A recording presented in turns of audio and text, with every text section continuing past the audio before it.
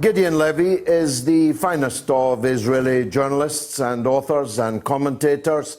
His work is extensively followed and read in Israel and indeed around the world. He's the most famous Israeli journalist of them all and the best one. And it's an honor, as always, to remake his acquaintance. Gideon, thank you for joining us on this dreadful occasion. God knows who's dying as we speak. I wonder if you would describe to the audience what the atmosphere is like in Israel in the midst of this carnage. First of all, George, it's always an honor for me to be in your show. I must say, thank you, sir. One of the very few courageous shows who says the truth, who fights for the truth, which fights also for justice.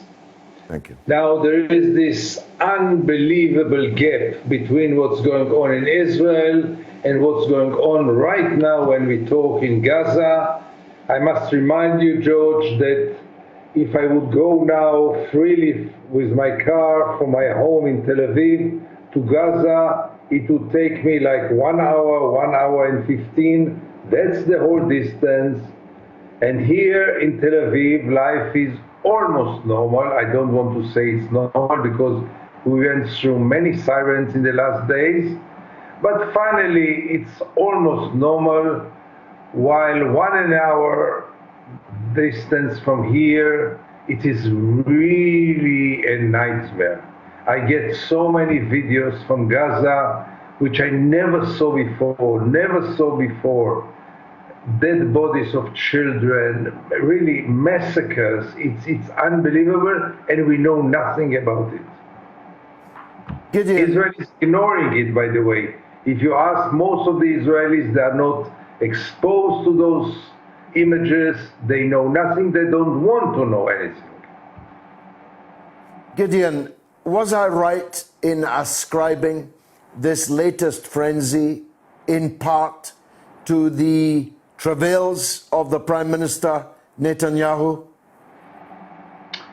I'll tell you, George, yes and no, because both of us are old enough to remember that those things happened before Netanyahu and unfortunately will happen after Netanyahu. So yes, Netanyahu carries a lot of responsibility about it, but I wouldn't put it only on Netanyahu's policies, because this is Israel. It's not Netanyahu, it is Israel. That's the brutal policy of Israel.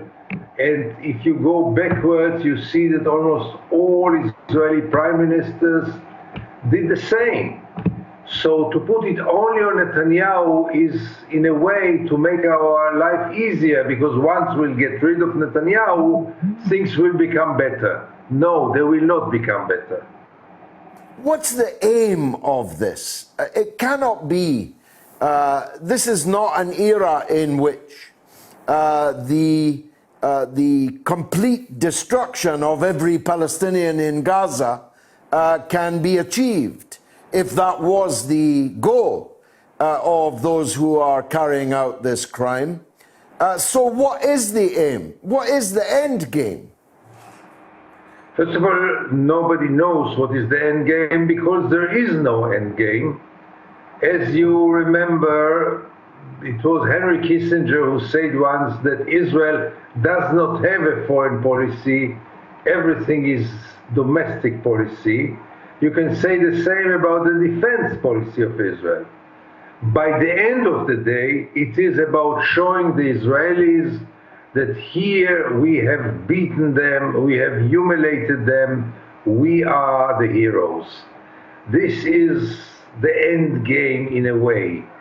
Yes, there is a problem with Hamas. Israel faces a problem with Hamas. I don't want to ignore it. But Israel never tried an alternative way but living on the sword, but using its power with a ruthless way, really, without any borders. And the result you can see in the streets of Gaza, tens of children are dead right now.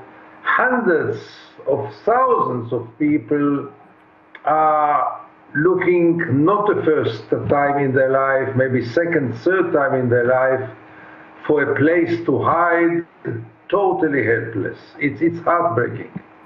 We are also sadly, both old enough to remember the period in which Hamas did not exist. And the lives of the people in Gaza and under occupation and in the camps in the countries alongside Israel were not very much better. So whilst I'm myself, because I'm not a supporter of Islamism, I'm not a supporter of Hamas, but it's an alibi to some extent, isn't it, that some people reach for to allocate the guilt in this picture to Hamas. Hamas is the best gift that Israel could expect. And therefore, Netanyahu is doing anything possible to strengthen Hamas and to weaken the Palestinian Authority and the Fatah. Because would the PA, the Palestinian Authority, be stronger, Netanyahu and other Israelis would have been challenged. Why don't you go for an agreement? Why don't you negotiate with them? But that's exactly what Israel does not want to get into. Hamas is the best solution because nobody expects Hamas to be a partner for a dialogue, even though, by the way, George, I must tell you, I believe that even Hamas people are reasonable people, and I believe that we could talk to them, we should talk to them, and we could have gotten into at least an interim agreement with them.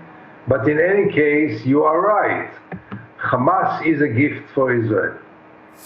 Another of the new characteristics of this particular episode, relatively new, is the ugliness we have seen inside Israel itself, in places like Haifa and Acre and Jaffa. We have seen violence against the Arab citizens of Israel in the wake of these horrific events. Yeah, this is really the new development which bothers the Israelis much more, I believe, than what's happening with Gaza, because this is in our direct backyard. I mean, Jaffa, as you remember, George, is like 10 minutes away from Tel Aviv. And this is inside Israel. And it's not only about the violence toward the Israeli Palestinians, they also took some violent measures. It is almost on the eve of a civil war. We are not there, by all means not, but the threat is in the air. It can deteriorate into a civil war, and everyone here is very scared of it. Does anyone have an alternative political program that is finding any kind of audience? Or, I mean, I saw Mr. Gantz, who was Mr. Netanyahu's opponent, promising that Gaza will burn, making the point you made earlier that actually it's not all down to any particular venality of Netanyahu. Is anyone? I mean, once upon a time there was, when I lived in Shankin Street, near to Dizengoff Square, there were all kinds of people who had an alternative program for negotiation, for settlement. Have they all disappeared? Are you the last man standing?